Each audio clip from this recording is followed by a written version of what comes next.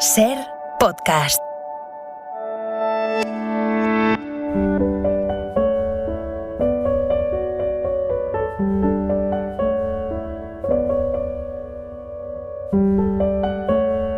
Un libro, una hora. Dirigido por Antonio Martínez Asensio. Bienvenido al podcast de Un libro, una hora. En el episodio de hoy te vamos a contar La busca de Pío Baroja. Pío Baroja nació en San Sebastián en 1872, pero vivió casi toda su vida en Madrid. En 1935 ingresó en la Real Academia. Durante la Guerra Civil pasó a Francia, pero en 1940 se instaló de nuevo en Madrid. Murió en 1956. Miembro de la generación del 98, es el autor de algunas de las novelas esenciales de nuestra literatura, como Camino de Perfección, El árbol de la ciencia, Zalacaín el aventurero, estas dos ya las hemos contado en Un libro, una hora, Las inquietudes de Santiandía y la trilogía La lucha por la vida, compuesta por La busca, Mala hierba y Aurora roja. Publicó La busca en 1904. Retrata la periferia de Madrid y la pobreza de una forma impresionante. Es una novela que les invito a que lean, para que disfruten de todos los detalles, todos los matices, la cantidad de personajes que la pueblan. Es triste y muy sorprendente. Vamos allá. Acababan de dar las 12 de una manera pausada, acompasada y respetable en el reloj del pasillo.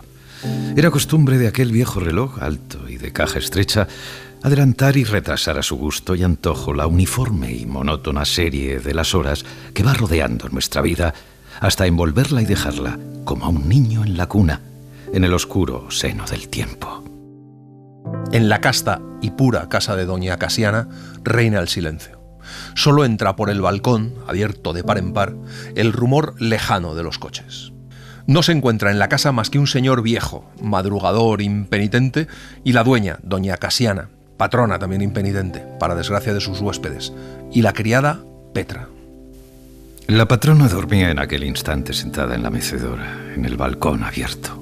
La Petra, en la cocina, hacía lo mismo, y el señor viejo madrugador se entretenía tosiendo en la cama. Había concluido la Petra de fregar, y el sueño, el calor y el cansancio la rindieron sin duda. A la luz de la lamparilla colgada en el fogón se la veía vagamente. Era flaca, macilenta, con el pecho hundido, los brazos delgados, las manos grandes, rojas y el pelo gris. Dormía con la boca abierta, sentada en una silla, con respiración anhelante y fatigosa. Se despiertan al sonar las campanadas. En la casa de enfrente hay luz y sale al balcón una mujer en bata, con una flor roja en el pelo, cogida estrechamente de la cintura por un señorito vestido de etiqueta, con frac y chaleco blanco. La patrona dice que eso sí que produce, y no sus huéspedes. La Petra entra en un cuartucho oscuro lleno de trastos viejos. Lee un instante en su libro de oraciones, sucio y mugriento, y se duerme, hasta que se oyen pasos en el pasillo. Son doña Violante y sus hijas, que vuelven de los jardines a donde van después de cenar, en busca de las pesetas necesarias para vivir. Una de las hijas sale al balcón, y la patrona le dice que se meta, que esta es una casa decente. Se oyó cerrar el balcón de golpe. Sonaron pasos en el corredor, seguidos de un portazo. La patrona continuó rezongando durante largo tiempo. Luego hubo un murmullo de conversación tenido en voz baja. Después no se oyó más que el chirriar persistente del grillo de la vecindad, que siguió rascando en su desagradable instrumento con la constancia de un aprendiz de violinista. La lucha por la vida, título procedente de las palabras de Darwin en El origen de las especies, es una de las más famosas y significativas trilogías de Pío Baroja. Su primera versión, titulada La busca, apareció por entregas en el diario El Globo entre el 4 de marzo y el 29 de mayo de 1903, con un total de 59 capítulos, y nunca ha sido reeditada. El autor debió de ir reescribiendo y ampliando la obra casi al mismo tiempo que se publicaban los folletines del Globo, o lo hizo inmediatamente después, puesto que a lo largo de 1904 se editaron en volúmenes independientes las 3 novelas en que se había convertido aquella primera versión, tal como hoy la conocemos: La busca, Mala hierba y Aurora roja. Casi todos los huéspedes se levantan tarde en aquella casa, excepto 2 comisionistas, un tenedor de libros y un cura, que madrugan por mor del oficio, y un señor viejo que lo hace por costumbre o por higiene. La patrona se las arregla para no dar de desayunar a los comisionistas, despertándoles siempre un poco más tarde de lo que le han dicho. Por la mañana se inician murmuraciones, disputas, chismes y líos que sirven de comidilla para las horas restantes. Se comenta que la Irene ha metido esa noche un hombre en casa y en el momento se trama un complot para pillarla. Mientras, la Petra prepara el almuerzo en las oscuridades de la cocina, compuesto invariablemente por un huevo frito que nunca, por casualidad, fue grande, y un bistec que desde los más remotos tiempos no se recuerda que una vez, por excepción, haya sido blando. La criada no estaba aquel día para bromas. Acababa de recibir una carta que la llenó de preocupaciones. Su cuñado le escribía que a Manuel, el mayor de los hijos de la Petra, lo enviaban a Madrid. No le daba explicaciones claras del porqué de aquella determinación. Decía únicamente la carta que allí, en el pueblo, el chico perdía el tiempo y que lo mejor era que fuese a Madrid a aprender un oficio. Piensa que si le envían a Manuel es porque habrá hecho alguna barbaridad.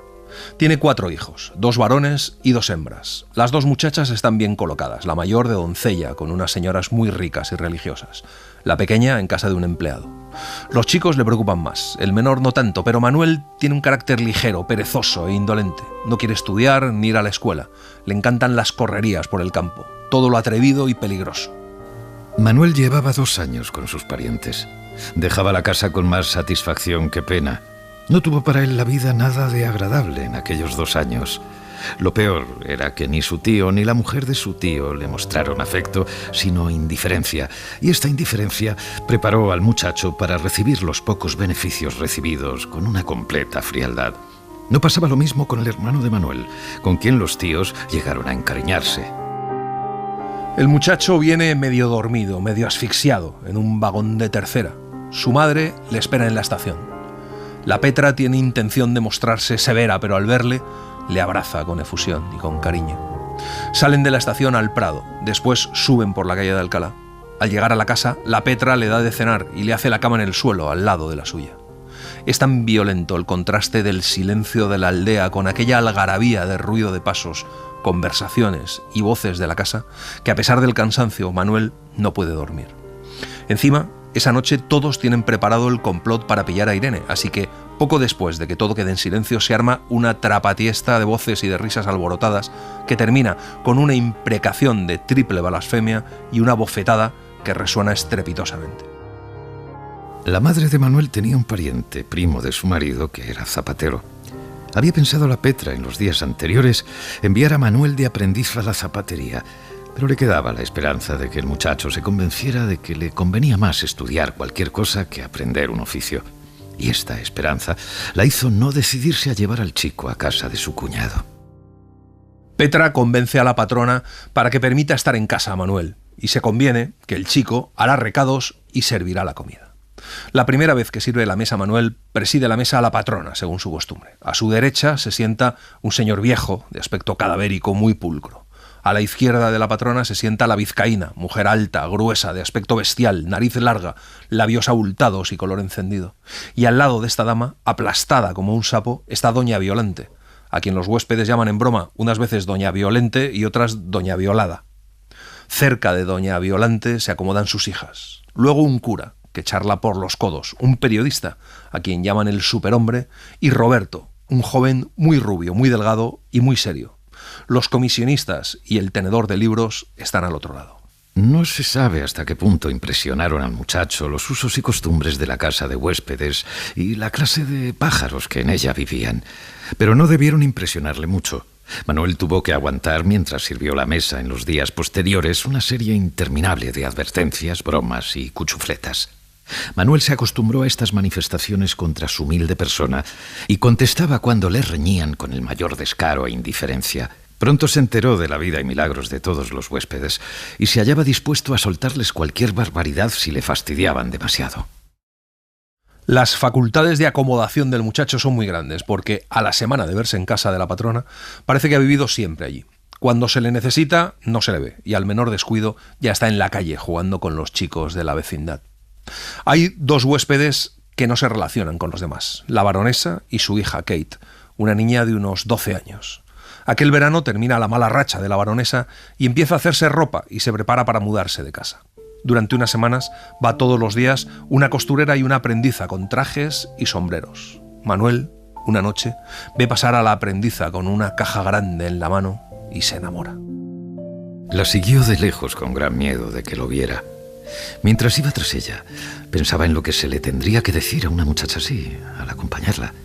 Había de ser una cosa galante, exquisita. Llegaba a suponer que estaba a su lado y torturaba su imaginación, ideando frases y giros, y no se le ocurrían más que vulgaridades. En esto la aprendiza y su caja se perdieron entre la gente y no volvió a verlas. Fue para Manuel el recuerdo de aquella chiquilla como una música encantadora, fantasía base de otras fantasías. Muchas veces ideaba historias en que él hacía siempre de héroe y la aprendiza de heroína. Roberto, el chico rubio, siempre habla de que tiene forma de hacerse millonario porque persigue una herencia que tiene que demostrar que es suya. El día a día es complicado en la casa y a causa de un caso famoso se hacen dos grupos enfrentados y la tensión provoca que la vizcaína y otro huésped decidan irse y su marcha la pagan el estudiante y sobre todo Manuel, a quien le chilla todo el mundo cuando no le dan algún puntapié. Especialmente grosero con él es uno de los comisionistas. Manuel empieza a hartarse y un día que el comisionista carga la mano de insultos y de improperios, Manuel le contesta de mala manera y el comisionista le pega un puntapié en una canilla que le hace ver las estrellas. Dio el muchacho un grito de dolor y furioso, agarrando un plato, se lo tiró a la cabeza del comisionista. Este se agachó, cruzó el proyectil el comedor, rompió un cristal de la ventana y cayó al patio, rompiéndose allí con estrépito. El comisionista cogió una de las cafeteras llenas de café con leche y se la tiró a Manuel con tanto acierto que le dio en la cara. Bramó el chico, cegado por la ira y el café con leche, se lanzó sobre su enemigo, lo arrinconó y se vengó de sus insultos y de sus golpes con una serie inacabable de puñetazos y patadas. ¡Que me mata! ¡Que me mata!, chillaba el comisionista con unos gritos de mujer. Todos se ponen en contra de Manuel, salvo Roberto, que le defiende. El comisionista llama a la patrona y le dice que si no se va Manuel, se va él. Y la patrona, cuyo interés mayor es conservar al huésped, comunica la decisión a la Petra. La Petra decide entonces llevarle a la zapatería y Roberto promete ir a verle. Y le dice que si alguna vez conoce algún sitio raro por barrios bajos donde haya mala gente, que le avise para ir con él y seguir la pista de su herencia. La trilogía barojiana es algo más que una radiografía del Madrid suburbial en el tránsito del siglo XIX al XX. Los múltiples personajes que pueblan estas páginas, algunos de los cuales aparecen solo fugazmente, ayudan a producir la sensación de un mundo hormigueante y bullicioso, en el que la muchedumbre predomina sobre el individuo. Puede considerarse como un relato de formación en el que lo esencial, la línea conductora que proporciona cohesión y unidad al conjunto, es el proceso evolutivo de Manuel desde los 12 o 13 años. Esto es, la narración de sus actos, con los errores y las experiencias que van jalonando su progresiva instalación en la sociedad. Manuel se une a esa oleada migratoria que, abandonando la periferia o el mundo rural, comenzó a invadir las ciudades en busca de mejor fortuna durante los últimos años del siglo XIX. Al día siguiente de la bronca, Petra despierta muy de mañana a Manuel y se van los dos. Primero entran en la buñolería a tomar un café con leche.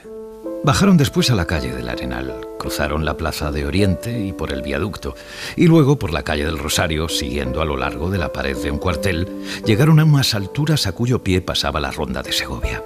Veíase desde allá arriba el campo amarillento que se extendía hasta Getafe y Villaverde, y los cementerios de San Isidro, con sus tapias grises y sus cipreses negros.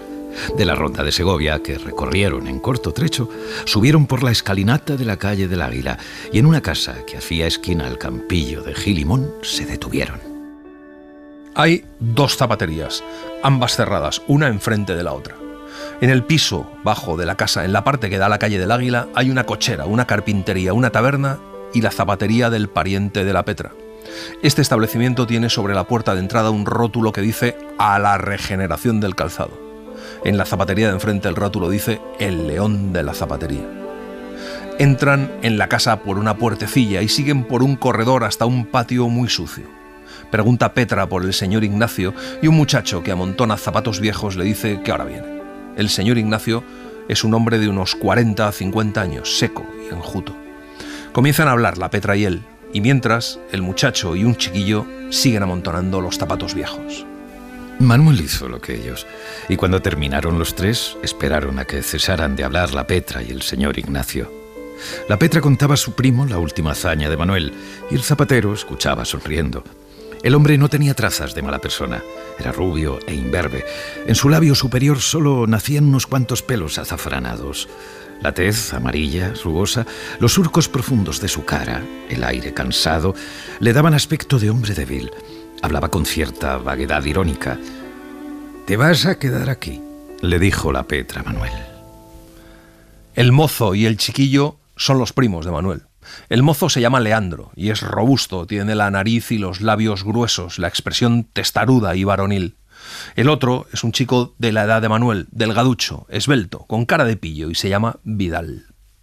El trabajo consiste en desarmar y deshacer botas y zapatos viejos, que en grandes fardos, atados de mala manera y en sacos, se ven por el almacén. La primera mañana de trabajo es pesadísima para Manuel. Al mediodía entra en el almacén una señora vieja, gorda, con la comida en la cesta. Es la madre del señor Ignacio. Sacó la vieja un puchero, platos, cubiertos y un pan grande de la cesta.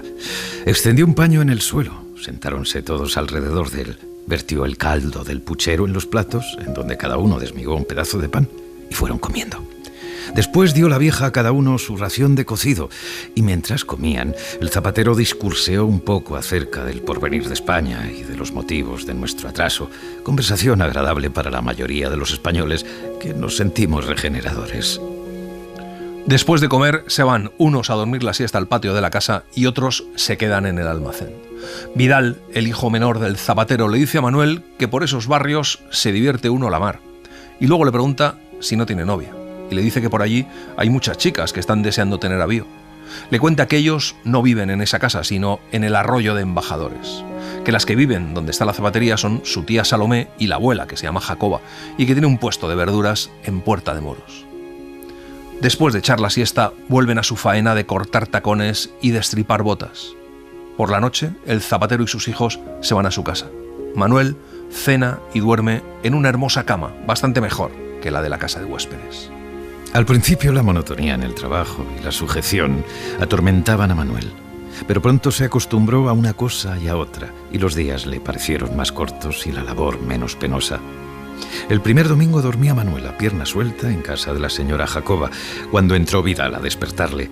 Eran más de las 11. La verdulera, según su costumbre, había salido al amanecer para su puesto, dejando al muchacho solo. Vidal le dice a Manuel que van a comer a su casa, y hacia allá se van los dos. En el paseo de las acacias entran por una callejuela empedrada con cantos redondos hasta un patio, y después, por una de sus muchas escalerillas, suben al balcón del piso primero, en el cual se abre una fila de puertas y de ventanas pintadas de azul. La casa del señor Ignacio es pequeña, tiene 2 alcobas, una sala, la cocina y un cuarto oscuro. La Salomé, la cuñada del zapatero, se encarga de servir la comida. Manuel no conoce a la Salomé, es parecidísima a su hermana, la madre de Vidal. A pesar de su semejanza física, las diferenciaba por completo su aspecto. La madre de Vidal, llamada Leandra, sucia, despeinada, astrosa, con trazas de mal humor, parecía mucho más vieja que Salomé, aunque no la llevaba más que 3 o 4 años. La Salomé mostraba en su semblante aire alegre y decidido.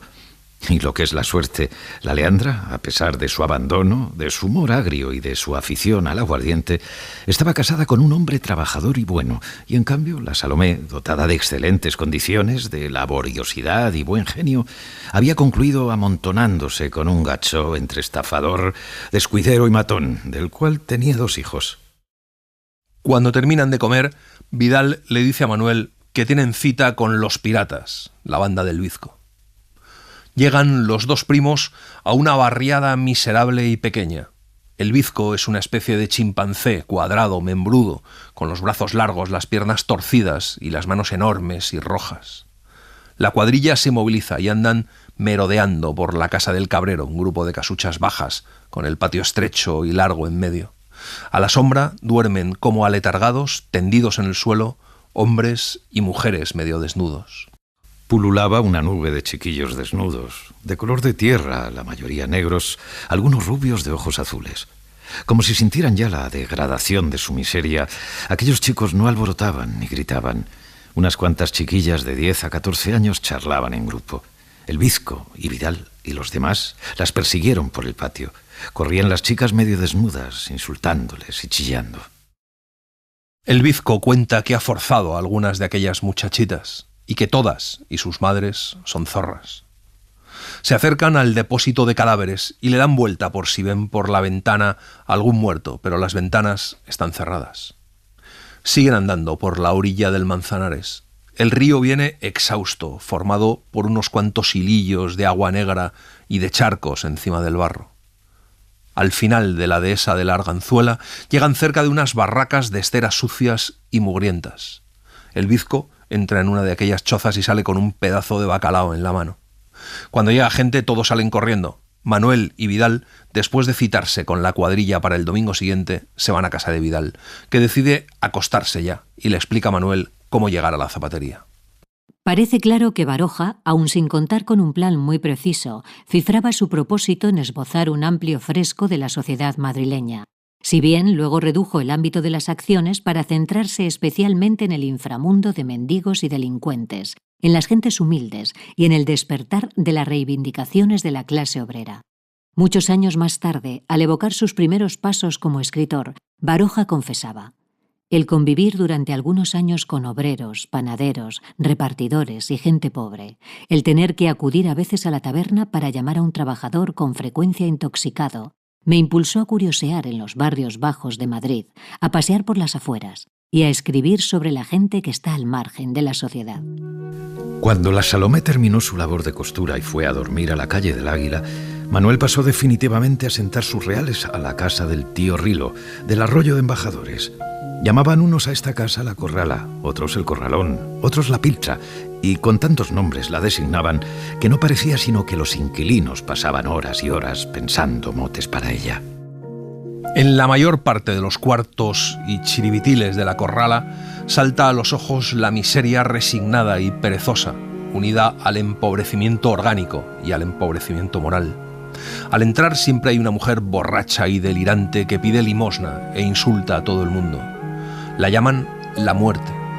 Es muy vieja, de mirada extraviada y aspecto huraño. Suele andar la muerte cubierta de harapos, en chanclas, con una lata y un cesto viejo donde recoge lo que encuentra. Por cierta consideración supersticiosa, nadie la echa a la calle. La primera noche, Manuel ve con cierto asombro la verdad de lo que decía Vidal. Todos tienen sus novias entre las chiquillas de la casa. La novia de Leandro, el hermano mayor de Vidal, se llama Milagros. Era la Corrala un mundo en pequeño, agitado y febril, que bullía como una gusanera.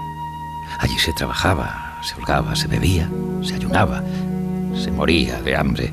Allí se construían muebles, se falsificaban antigüedades, se zurcían bordados antiguos, se fabricaban buñuelos, se componían porcelanas rotas, se concertaban robos, se prostituían mujeres. Era la Corrala un microcosmo. Todas las mañanas, Manuel y Vidal, mientras van a la zapatería, hablan de mil cosas. Se comunican sus impresiones. El dinero, las mujeres, los planes para el porvenir son los motivos constantes de sus charlas. A los dos les parece un gran sacrificio pasar días y días metidos en un rincón arrancando suelas usadas.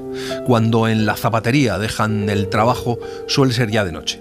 Bajan el señor Ignacio, Leandro, Manuel y Vidal a la ronda y vuelven juntos a casa.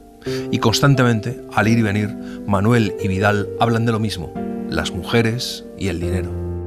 A los 2 o 3 meses de estancia en el Corralón, Manuel se hallaba tan acostumbrado a su trabajo y a su vida que no comprendía que pudiese hacer otra cosa. No le daban aquellas barriadas miserables la impresión de tristeza sombría y adusta que produce al que no está acostumbrado a vivir en ellas. Al revés, se le antojaban llenas de atractivos. Vidal y Manuel se escapan de casa con cualquier pretexto y los domingos se reúnen con el bizco y marchan por los alrededores. A Manuel no le gusta la compañía del bizco porque no quiere reunirse más que con ladrones, pero decide no oponerse a Vidal. El bizco odia a Manuel y este siente odio y repugnancia por el bizco y no lo oculta. Para Manuel es un bruto, una alimaña digna de exterminio, lujurioso como un mono, suele robar a su padre, miserable tejedor de caña, para ir a algún prostíbulo.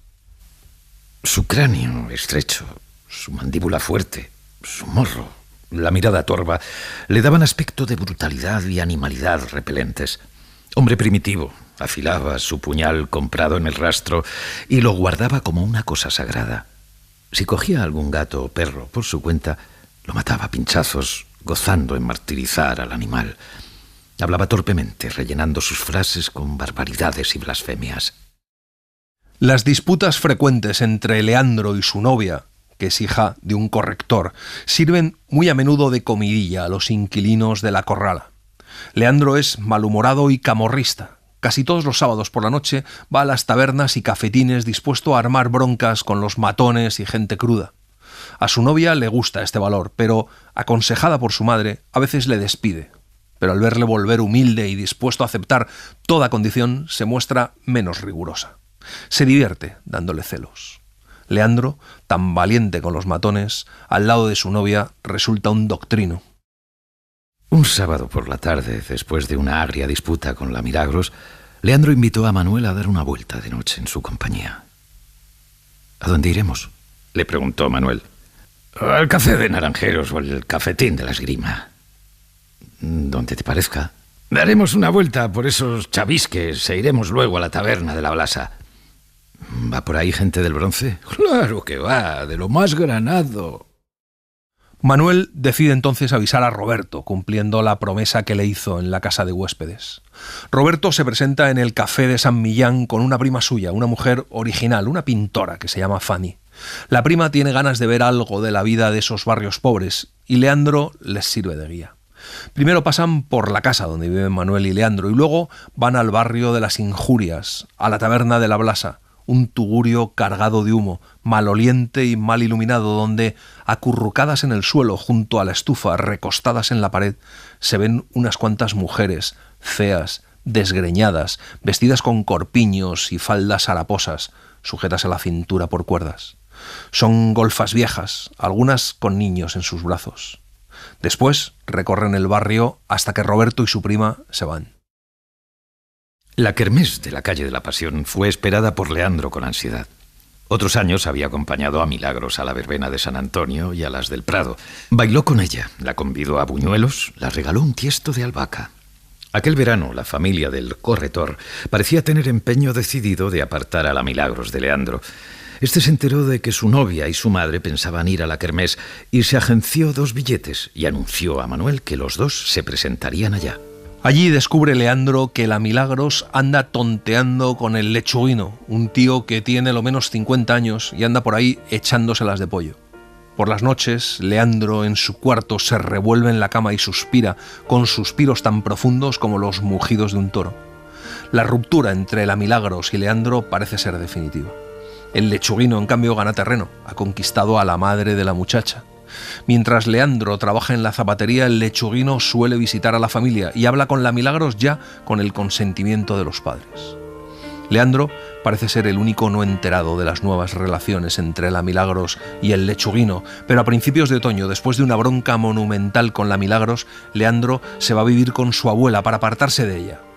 Poco después, cuando Manuel vuelve hacia casa, oye a 2 viejas que hablan de un crimen cometido hace un instante en la esquina de la calle del Amparo. Leandro ha matado a la Milagros y luego se ha suicidado. Manuel, despavorido, sube la escalera. Aún queda el charco de sangre en el suelo.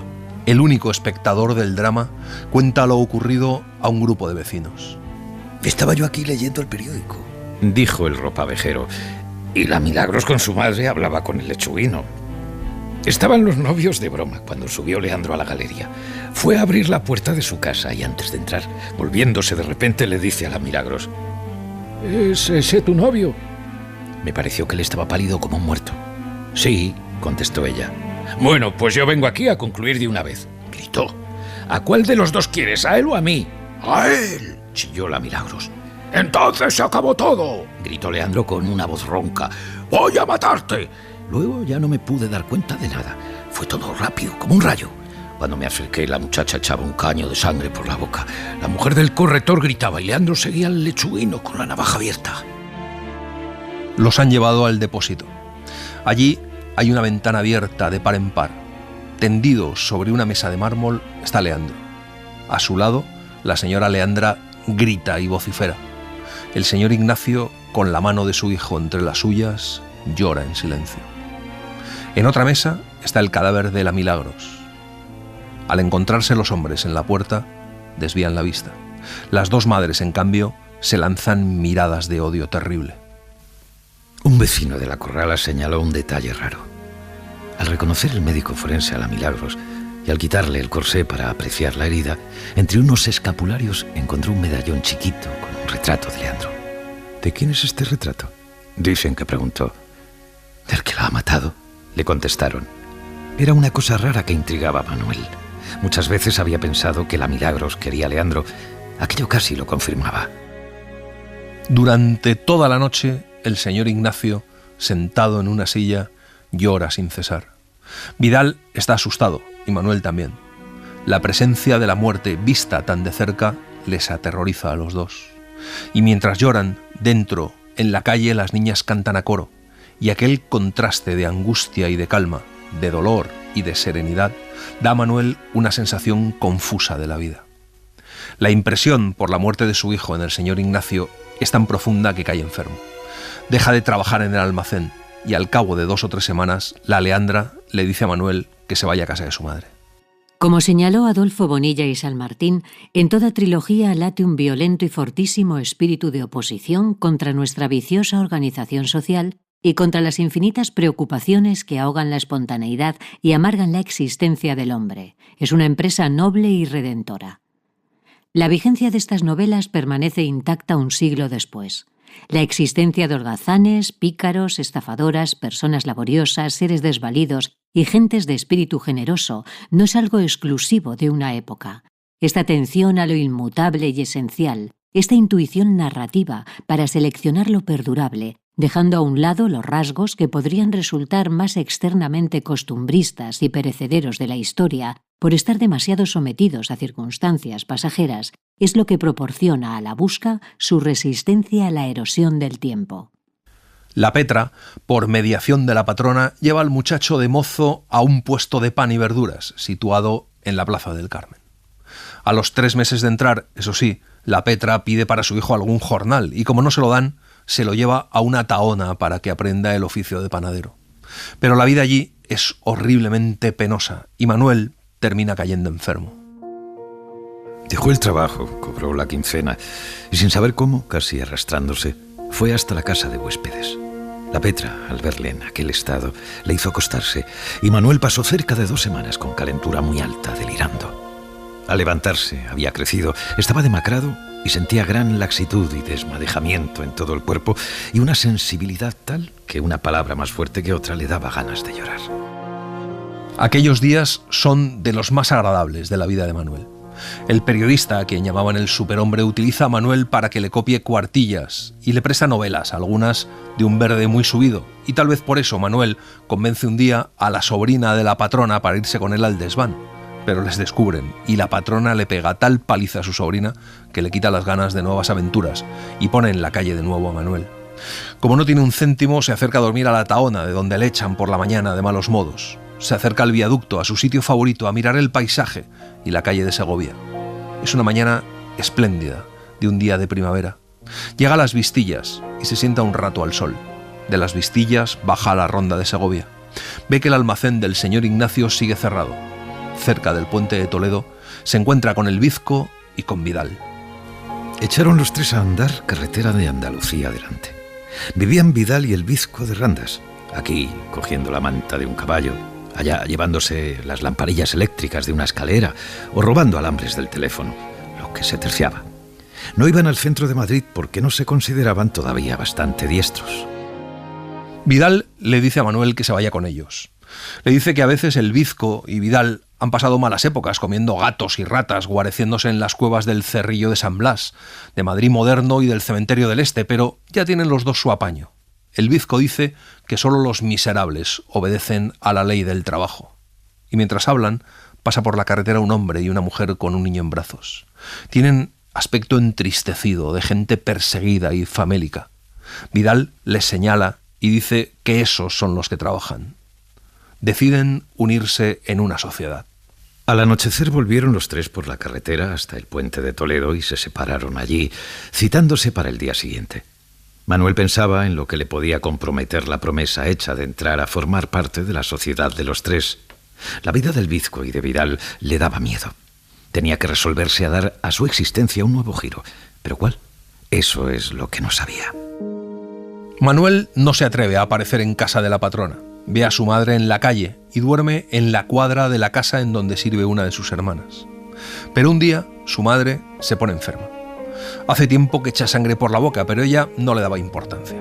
Las hermanas de Manuel van de vez en cuando por allí, pero ninguna de las dos trae el dinero necesario para comprar las medicinas y los alimentos que recomienda el médico. Hasta que una noche la Petra agoniza. Manuel reflexiona acerca de la utilidad de la vida y acerca de la muerte con una lucidez que nunca ha tenido. Al día siguiente del entierro, Manuel sale de la casa de huéspedes y se despide de doña Casiana, que le dice que si alguna vez tiene hambre puede ir por allí. En la calle descubre que en el cuartel de María Cristina dan de comer diariamente a los necesitados y duerme con unos golfillos de la calle en la cueva del Cojo buscándose la vida. Tiene que volver a La Tahona a pedir trabajo y durante un tiempo sustituye a un repartidor. Manuel comprendía que aquello no era definitivo ni llevaba a ninguna parte, pero no sabía qué hacer ni qué camino seguir. Cuando se quedó sin jornal, mientras no le faltó para comer en un figón, fue viviendo. Llegó un día en que se quedó sin un céntimo y recurrió al cuartel de María Cristina. 2 o 3 días aguardaba entre la fila de mendigos a que sacasen el rancho cuando vio a Roberto que entraba en el cuartel. Roberto le cuenta de nuevo sus planes para encontrar esa herencia que le pertenece, pero los sueños de grandeza de su amigo le parecen una tontería cuando no tiene ni para comer. Después de una semana pasada al sereno, un día Manuel se decide a reunirse con Vidal y el Bizco y a lanzarse a la vida maleante. Busca al Bizco y le encuentran las Cambroneras, en casa de una mujer ladrona de fama, conocida por Dolores la Escandalosa, de casi 50 años, a la que el Bizco encima maltrata. La mujer mantiene al Bizco con lo poco que tiene. Cuando llega Vidal, con su aire desenvuelto, los 3 camaradas salen a la calle. Brujulean por ahí hasta llegar al rastro. En el espacio comprendido entre el matadero y la escuela de veterinaria, una larga fila de vendedores ambulantes establece allí sus reales. Se encuentran con el Pastiri, conocido de Vidal, y le hacen de gancho para timar a los curiosos. A pesar de sus escrúpulos y remordimientos, el verano lo pasó Manuel protegido por el Bizco y Vidal, viviendo en Casablanca con su primo y la querida de este, muchachuela vendedora de periódicos y buscona al mismo tiempo. La sociedad de los 3 funcionó por las afueras y las ventas, la prosperidad y el barrio de Doña Carlota, el puente de Vallecas y los 4 caminos. Y si la existencia de esa sociedad no llegó a sospecharse ni a pasar a los anales del crimen, fue porque sus fechorías se redujeron a modestos robos de los llamados por los profesionales al descuido. Roban lo que pillan y lo revenden. Otro de los medios de subsistencia es la caza de gatos. Un día Vidal propone asaltar una casa abandonada del Camino del Este, pero la cosa al final tiene mucho riesgo y poca ganancia. Después de esto, Vidal propone separarse del Bizco y meterse en la clac. Tienen que ir al Teatro Apolo a aplaudir cuando les digan. En la puerta del teatro conocen a una cuadrilla de muchachas de 13 a 18 años que merodean por la calle de Alcalá, acercándose a los buenos burgueses, fingiéndose vendedoras de periódicos. Las amistades de Manuel y de Vidal con las muchachas duran un par de meses. Manuel duerme algunos días en los bancos de la Plaza de Oriente y en las sillas de la Castellana y Recoletos. Es el final del verano y todavía se puede dormir al raso. Algunos céntimos que gana subiendo maletas de las estaciones le permiten ir viviendo, aunque malamente, hasta octubre. Hubo días en que no comió más que tronchos de berza cogidos en el suelo de los mercados.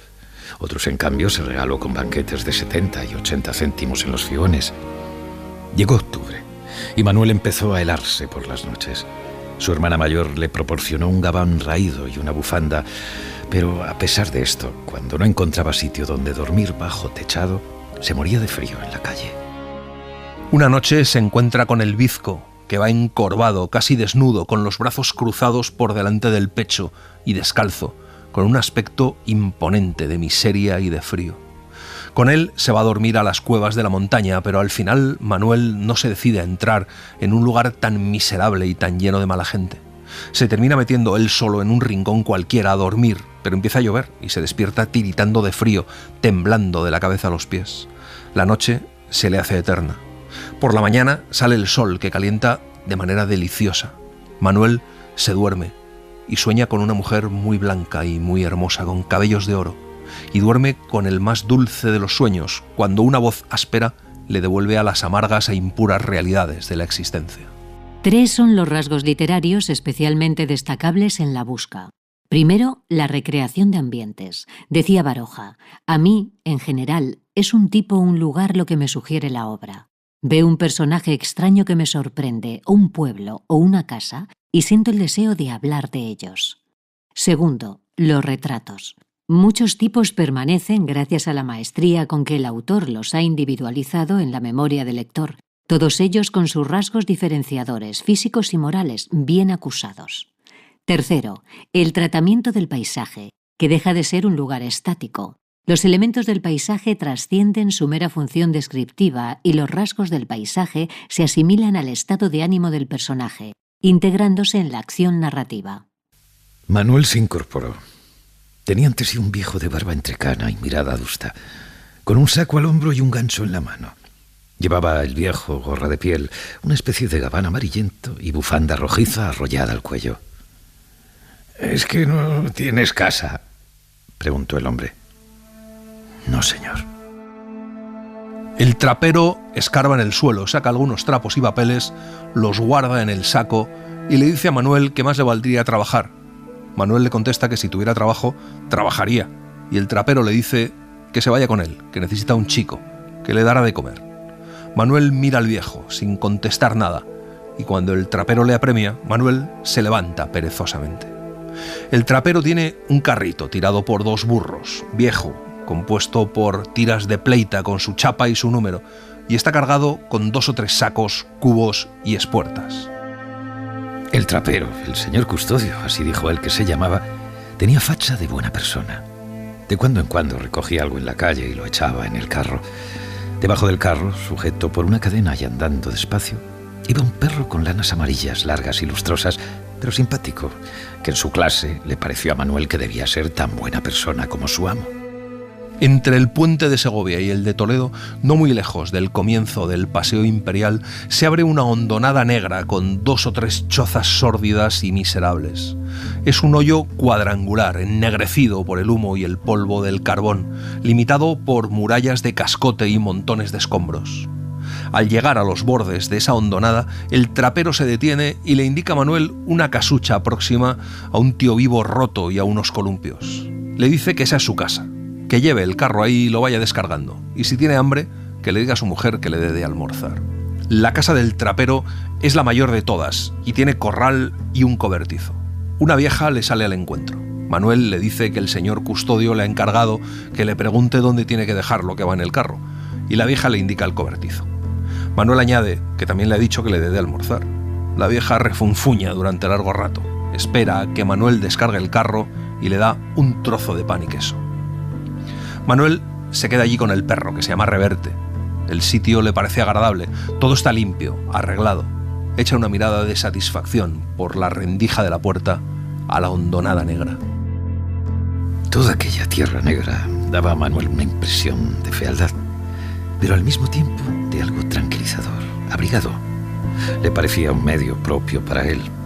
Aquella tierra, formada por el aluvión diario de los vertederos. Aquella tierra cuyos únicos productos eran latas viejas de sardinas, conchas de ostras, peines rotos y cacharros desportillados. Aquella tierra árida y negra, constituida por detritus de la civilización, por trozos de cal y de mortero y escorias de fábricas, por todo lo arrojado del pueblo como inservible, le parecía a Manuel un lugar a propósito para él, residuo también desechado de la vida urbana. Los primeros días se siente un poco encerrado, pero como en la vida del trapero hay mucho de vagabundaje, pronto se acostumbra. Salen por Madrid cuando todavía es de noche. El señor Custodio no deja nada sin examinar y recoge lo que cree que vale la pena. Regresan por la mañana temprano, descargan y clasifican todo. Los días de lluvia hacen la selección dentro del cobertizo. Después esperan a que descarguen los carros de escombros y entonces separan los cartones, los pedazos de trapo, de cristal y de hueso. Entre unas cosas y otras, el señor Custodio saca para vivir con cierta holgura. Tiene su negocio perfectamente estudiado. El primer domingo, el señor Custodio y su mujer aprovechan la tarde para salir juntos. No lo hacen desde hace tiempo para no dejar la casa sola. Se visten los dos muy elegantes y van a visitar a su hija, que está de modista en el taller de una parienta. Aquella vida tosca y humilde, sustentada con los detritus del vivir refinado y vicioso, aquella existencia casi salvaje en el suburbio de una capital, entusiasmaba a Manuel. Le parecía que todo lo arrojado allí de la urbe, con desprecio, escombros y barreños rotos, tiestos viejos y peines sin púas, botones y latas de sardinas, todo lo desechado y menospreciado por la ciudad, se dignificaba y se purificaba al contacto de la tierra. Manuel pensó que si con el tiempo llegaba a tener una casucha igual a la del señor custodio, y su carro, y sus borricos, y sus gallinas y su perro, y además una mujer que le quisiera, sería uno de los hombres casi felices de este mundo. Al mes de vivir allí, está Manuel un domingo a la puerta de la casa después de comer, cuando ve que por la pendiente del vertedero baja a la hondonada una muchacha. Al verla de cerca, Manuel se da cuenta de que es la chiquilla que había ido 2 o 3 veces a la casa de la patrona a probar los trajes de la baronesa, pero ya hecha una mujer. Es la hija del señor custodio. Se llama Justa. Entra en la cocina y habla por los codos, diciendo tonterías a porrillo y riéndose ella misma de sus chistes. Manuel la escucha silencioso. La verdad es que no era tan guapa como se había figurado, pero no por eso le gustaba menos. Tendría unos 18 años, era morena, bajita, de ojos muy negros y muy vivos, la nariz respingona y descarada, la boca sensual, de labios gruesos. Era algo fondoncilla y abundante de pecho y de caderas. Iba limpia, fresca, con el moño muy empingorotado y unos zapatos nuevos y relucientes. Mientras habla la Justa, se presenta en la cocina un jorobado de una de las casuchas de la hondonada, a quien llaman el Conejo, por razones evidentes. Conoce a Justa desde niña. El Conejo cuenta cosas absurdas e imaginadas y la Justa se parte de risa. Manuel la mira entusiasmado y cuando la Justa se da cuenta, a pesar de que no le parece una gran conquista, se pone seria y le dedica miradas furtivas que hacen latir apresuradamente el corazón de Manuel. Cuando se va la Justa, Manuel se queda como si le hubieran dejado a oscuras. En los domingos sucesivos, la Justa tomó como entretenimiento el entusiasmar a Manuel. La muchacha tenía una libertad absoluta de palabra y conocimiento completo y acabado de todas las frases y timos madrileños. Manuel al principio se mostraba respetuoso, pero viendo que ella no se incomodaba, se iba atreviendo cada vez más y la abrazaba a traición. La Justa se deshacía con facilidad y se reía al ver al mozo con su cara seria y la mirada brillante de deseos. La Justa va sintiendo cierto cariño por Manuel, pero cariño de hermana o de amiga. Como novio, como pretendiente, no le parece bastante para tomarle en serio. Pero aquel simulacro de amor es para Manuel un doloroso despertar de la pubertad. Y a veces le acometen pensamientos negros y tristes, la idea de la inutilidad de la vida, de la seguridad de un destino adverso. Y un domingo, la Justa deja de ir, y Manuel la ve acompañada por un joven elegante, medio torero, medio señorito.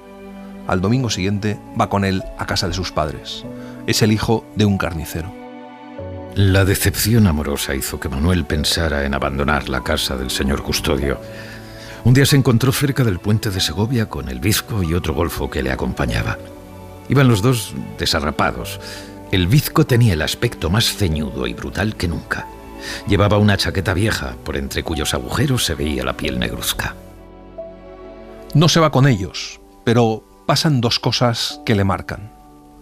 El carnicerín invita a toda la familia a una corrida de toros. A Manuel le parece un espectáculo asqueroso y desagradable. Poco después acompaña a la Justa a una boda de una compañera y allí se termina pegando con el carnicerín. Y aunque la Justa intenta consolarle y le trata con cariño, él sale de allí odiando no solo al carnicerín, sino al mundo entero.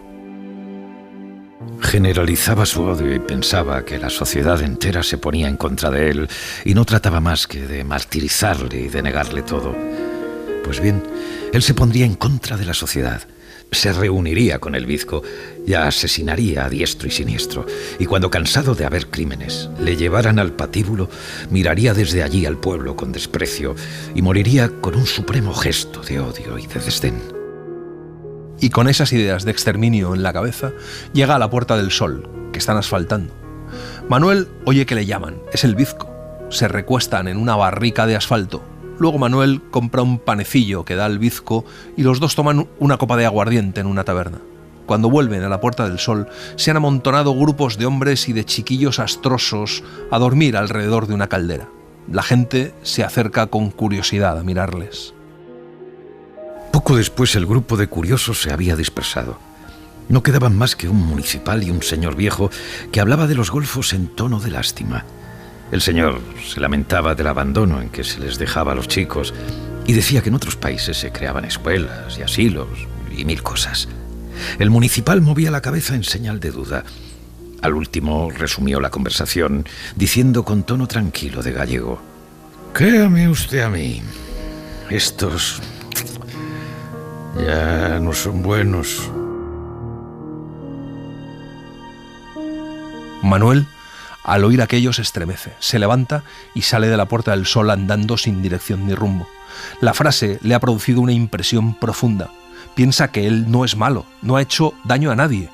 Odia al carnicerín porque le ha arrebatado su dicha y la vida donde encontró algún cariño y alguna protección. La noche le parece interminable. Da vueltas y más vueltas. Apagan la luz eléctrica, los tranvías cesan de pasar, la plaza queda a oscuras. Luego fueron desfilando busconas, chulos y celestinas. Todo el Madrid parásito, holgazán, alegre, abandonaba en aquellas horas las tabernas, los garitos, las casas de juego, las madrigueras y los refugios del vicio. Y por en medio de la miseria que palpitaba en las calles, pasaban los trasnochadores con el cigarro encendido, hablando, riendo, bromeando con las busconas, indiferentes a las agonías de tanto miserable desarrapado, sin pan y sin techo, que se refugiaba temblando de frío en los quicios de las puertas. Quedan algunas viejas busconas en las esquinas, envueltas en el mantón, fumando. Tarda mucho en aclarar el cielo. Aún de noche se arman puestos de café, los cocheros y los golfos se acercan a tomar su vaso o su copa. Se apagan los faroles de gas. Las siluetas negras de los traperos se detienen en los montones de basura, encorvándose para escarbar en ellos. Todavía algún trasnochador pálido con el cuello del gabán levantado se desliza siniestro como un búho ante la luz. Y mientras tanto comienzan a pasar obreros. El Madrid trabajador y honrado se prepara para su ruda faena diaria.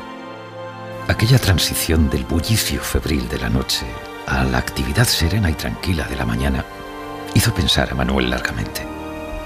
Comprendía que eran las de los noctámbulos y las de los trabajadores vidas paralelas que no llegaban ni un momento a encontrarse. Para los unos, el placer, el vicio y la noche. Para los otros, el trabajo, la fatiga, el sol. Y pensaba también que él debía de ser de estos, de los que trabajan al sol, no de los que buscan el placer en la sombra.